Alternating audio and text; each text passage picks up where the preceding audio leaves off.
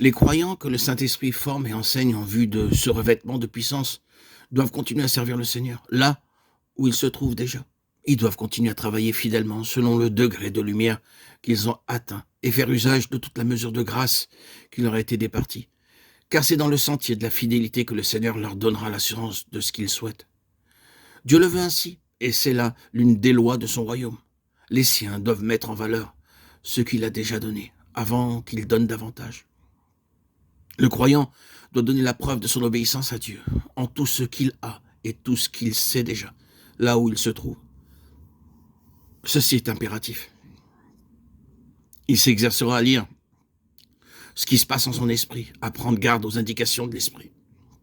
Il veillera aussi à exercer son intelligence et son jugement tout en comptant sur l'Esprit de Dieu pour illuminer l'une et l'autre faculté. Enfin, par l'étude de la parole de Dieu, il apprendra à connaître toujours plus la pensée du Seigneur. Nous croyons bon de rappeler ici qu'il ne faut pas obéir aux voies extérieures ou apparemment intérieures, qu'il ne faut pas situer Dieu en soi ou autour de soi, qu'il ne faut pas prier Dieu comme s'il habitait dans l'homme ou autour de lui dans l'atmosphère, mais s'adresser à Dieu au ciel. De nos jours, le baptême du Saint-Esprit confère-t-il encore des dons de langue?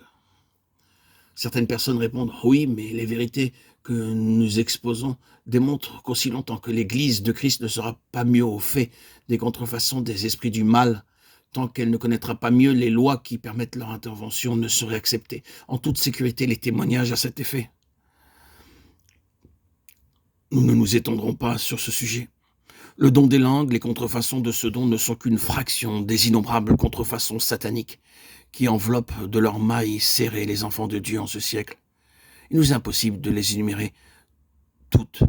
Ce qui se laisse pas séduire sur un point peut se laisser induire en erreur sur tel ou tel autre. Comprendre Dieu et sa façon d'agir en l'homme, connaître les lois qu'il a établies et qu'il respecte, met en lumière la différence qu'il y a entre ce qui vient de lui et ce qui procède de Satan, et rend les croyants spirituels capables de discerner les contrefaçons sataniques modernes. Le réveil est produit par un courant d'esprit divin qui s'épanche ici-bas au moyen de l'esprit humain, en s'ouvrant un passage au travers de l'esprit de l'homme. Et le baptême de l'esprit est cette effusion de l'esprit de Dieu qui remplit l'esprit humain, brise ses chaînes, détruit les obstacles, supprime tout ce qui le déprime, l'oppresse et l'enchaîne, tout ce qui diminue sa capacité de récepteur et transmetteur du Saint-Esprit.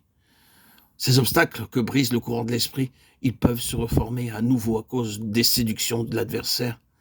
Ils peuvent emprisonner à nouveau l'esprit, et ceci paralyse alors toute activité pour le Seigneur.